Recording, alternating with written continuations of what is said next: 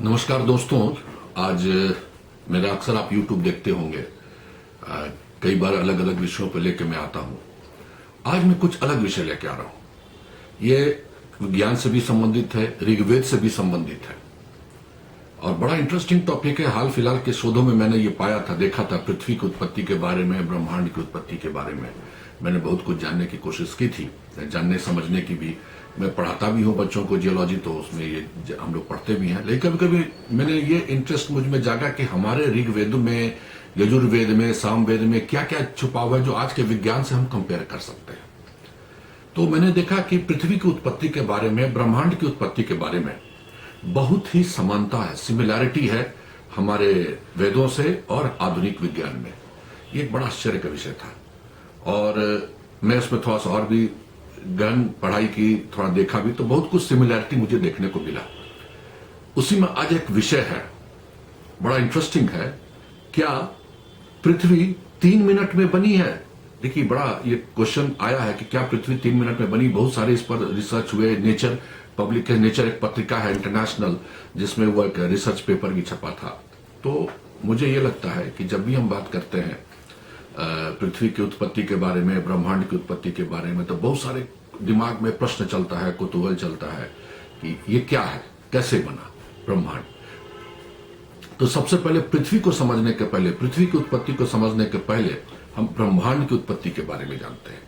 तो ब्रह्मांड की उत्पत्ति के बारे में आश्चर्यजनक है कि भारत के जो हमारे प्राचीन ग्रंथ ऋग्वेद, उसमें एक अध्याय है नसाद्य सूक्त। उसमें नसाद्य सूक्त क्या कहता है ब्रह्मांड की उत्पत्ति के बारे में, फिर मैं आधुनिक विज्ञान में आऊंगा। तो नसाद्य सूक्त ये कहता है कि जब प्रलय अवस्था, जब सृष्टि में कुछ भी नहीं था, एकदम न चांद, न सूरज, न तारे, कुछ भी नहीं था, तो क्या था? तो ये लिखता है नसाद्य सूक्त में, सृष्टि से पूर्व प्रलय अवस्था में कुछ भी नहीं था। क्या नहीं था? उसमें न कोई, न सत्य था, न असत्य था, न मृत्यु का भय, न जन्म का कोई अस्तित्व था, कुछ भी नहीं था। केवल एक तत्व था जो बिना वायु के भी अपनी ऊर्जा से श्वास ले रहा था। It was a complete dark, Rigveda कहता है नसाद्य सूक्त में। और ऋषि लोग कहते थे उस वक्त, जो ऋग्वेद में लिखे हैं, कि उस वक्त भगवान भी नहीं थे, न देवता थे जो बता सकते कि ये हमारी ब्रह्मांड की उत्पत्ति कैसे हुई, यानी कि कुछ भी नहीं था। और सबसे बड़ी चीज क्या थी नसाद्य सूक्त में, जो कहता है, जो हम लोग देख रहे हैं, क्योंकि मैं आपको थोड़ा पढ़ के भी सुना रहा हूं कि क्या है ऋग्वेद में वर्णन जो होता है कि जब उत्पत्ति की बात होती थी ब्रह्मांड में, जब ऋषियों ने कहा था, कि ऋषि कहते हैं कि सृष्टि पूर्व प्रलय अवस्था में जब नाम रूपात्मक सत्ता भी नहीं थी, सत्ता कुछ भी नहीं था, तब यथार्थ रूप में कौन जानता था कि विधि स्वरूपा इस सृष्टि कहां से, किससे उत्पन्न हुई है? कोई नहीं जानता था। देवता इस रहस्य को नहीं बतला सकते थे, क्योंकि देवता भी तो सृष्टि रचना के अनंतर ही अस्तित्व में आए, वो भी बाद में आए।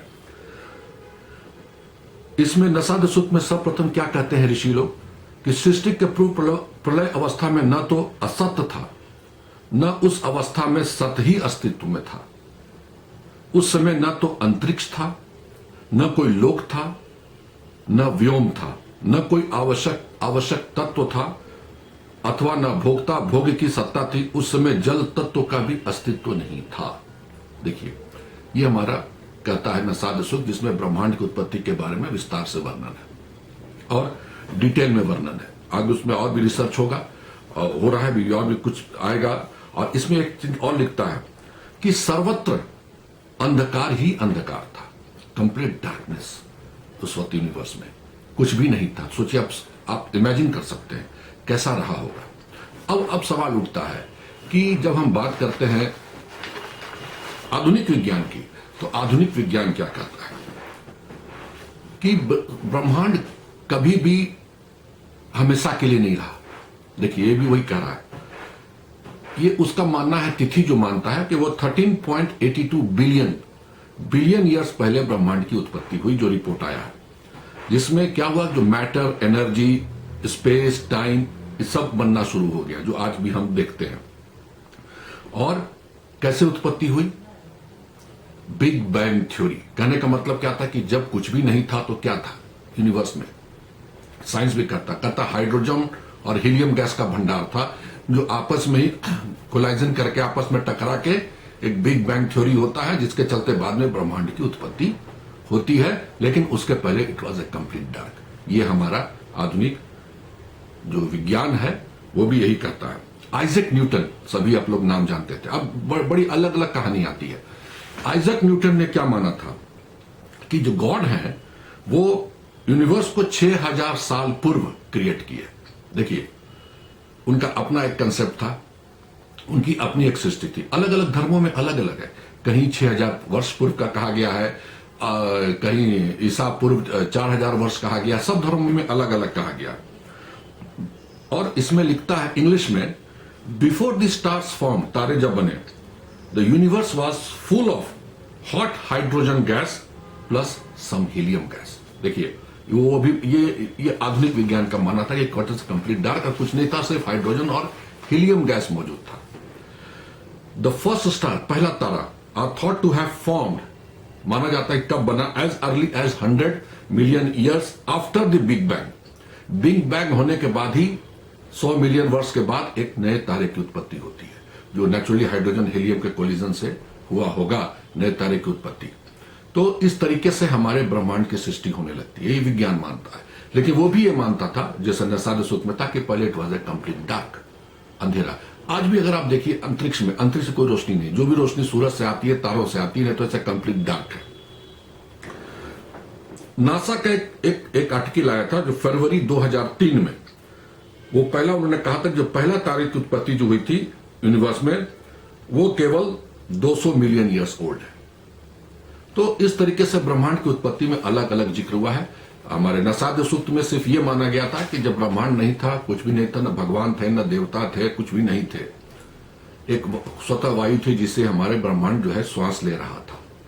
तब वायु को हाइड्रोजन हीलियम कहिए, चाहे वायु को जो कहिए, कुछ भी नहीं था, जल तत्व भी नहीं था। जल तत्व तो सब बिग बैंग थ्योरी सब होने के बाद आया। तो अब होता है, अब मैं असली मुद्दे पर आता हूं, क्या पृथ्वी 3 मिनट में बनी, कैसे निकाला गया ये शोध। कुछ समय पहले विश्व की प्रतिष्ठित विज्ञान पत्रिका नेचर में एक शोध पत्र छपा था कि पृथ्वी को बनने में 3 मिनट से भी कम समय लगा।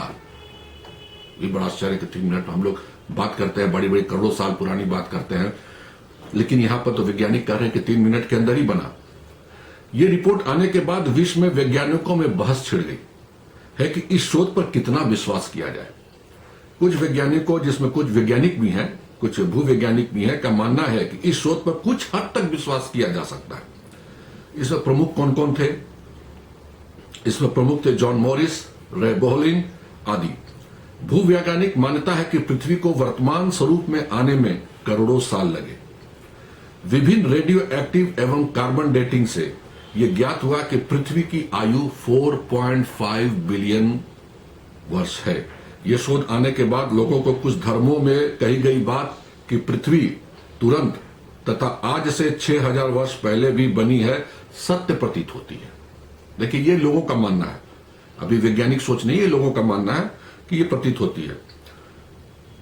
भूवैज्ञानिकों का यह कहना है कि जहां तक तुरंत बनने की बात है उस पर और शोध की जरूरत है, लेकिन जहां तक 6000 वर्ष पहले बनने की बात है, बिल्कुल हास्यास्पद है। यह आइजैक न्यूटन ने भी कहा था, क्योंकि विभिन्न शोधों एवं जीवाश्म साक्ष्यों ने यह दिखा दिया है कि पृथ्वी अरबों साल पुरानी है।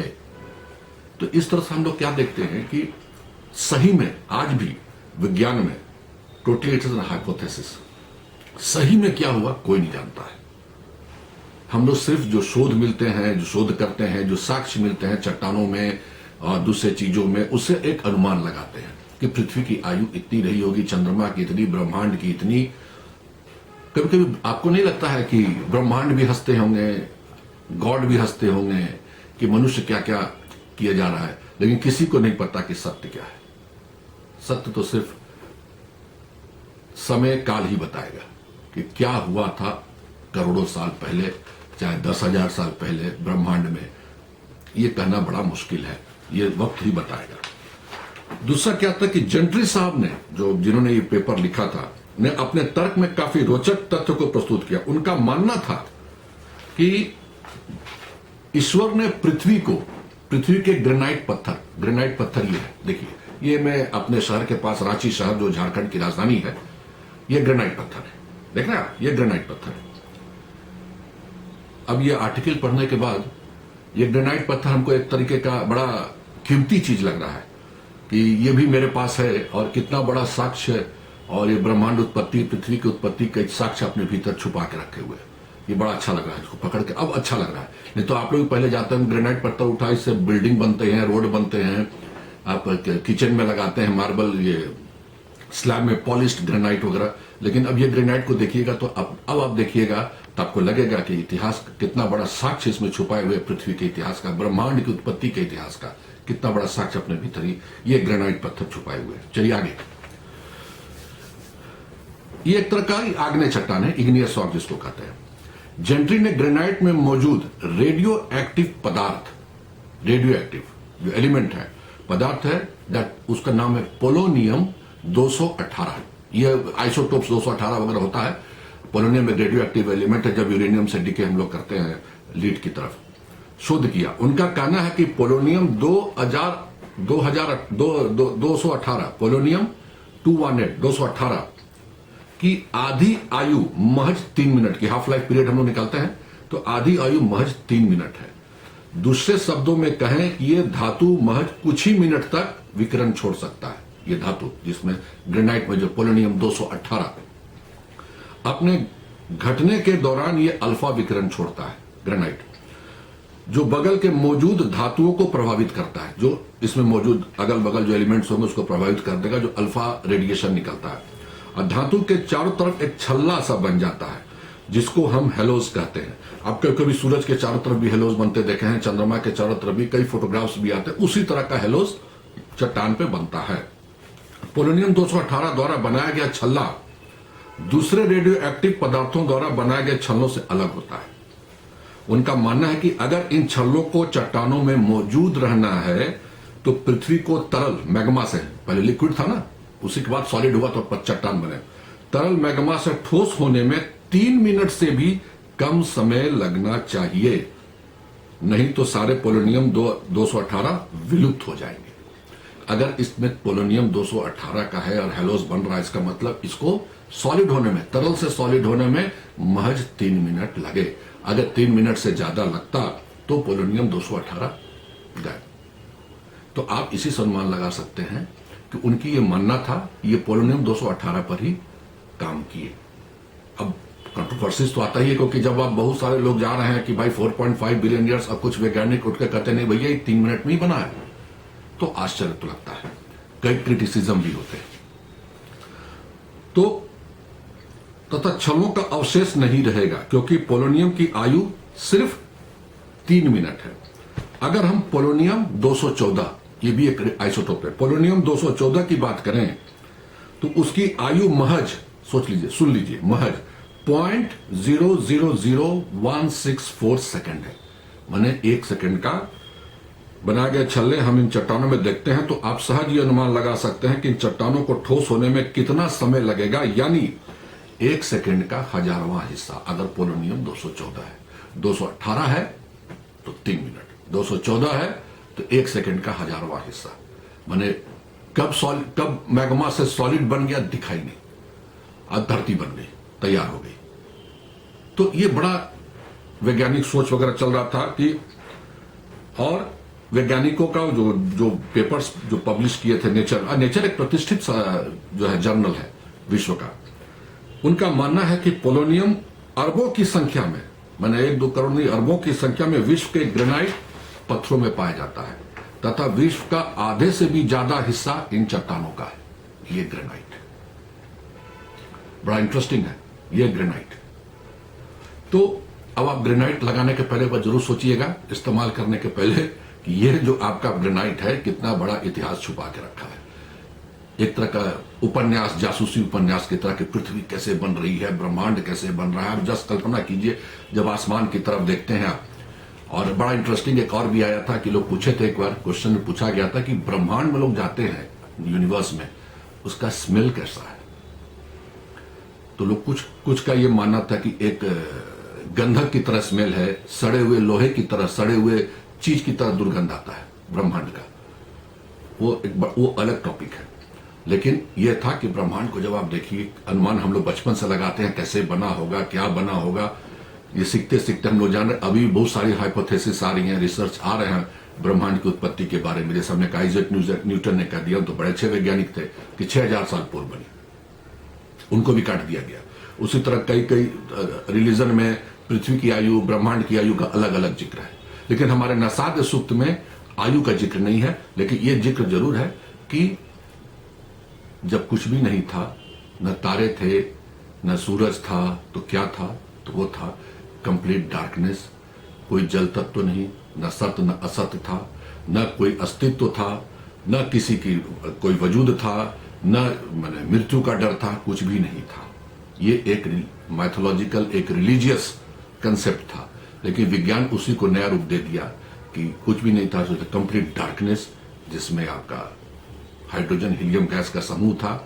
और ये कहता है नसाद सूक्त की वायु तत्व की अपनी एक ऊर्जा थी जिससे ब्रह्मांड सांस ले रहा था बनने के पहले। फिर बिग बैंग होता है, बहुत चीज आती है। पृथ्वी की आयु जानने के लिए बहुत जरूरी होता है कि हम विस्तार से जाने, चट्टानों के बारे में डिटेल जाने, उनकी एक्टिव, क्योंकि चट्टान ही हमारा एक इतिहास बताता है। तो इसके बारे में शोध होने की और आवश्यकता है, शोध हो रही है। और लास्ट में मैं ये कहना चाहूंगा, बात कुछ भी हो, इतना तो तय है कि धर्म और विज्ञान के बीच की लड़ाई पहले भी थी, आज भी है और कल भी रहेगा। तो मित्रों, दोस्तों, ये आर्टिकल कैसा लगा? पृथ्वी की रहस्यमय की 3 मिनट में बनी, कि 4.5 बिलियन ईयर्स पहले बनी, कि ब्रह्मांड हमारा करीबन 13 बिलियन ईयर्स अभी पुराना है। बड़ा आज भी ये शोध का विषय है। तो आपको अच्छा लगा होगा, इंटरेस्टिंग। इस तरह के और भी चाहिए विषयों के बारे में मैं आपको बताऊंगा आगे चल के। अगर हो सके तो मेरे इस यूट्यूब को सब्सक्राइब भी कीजिए, और आगे कुछ और नए नए चीजों को, रहस्यों को मैं लेके आऊंगा आपके सामने। धन्यवाद।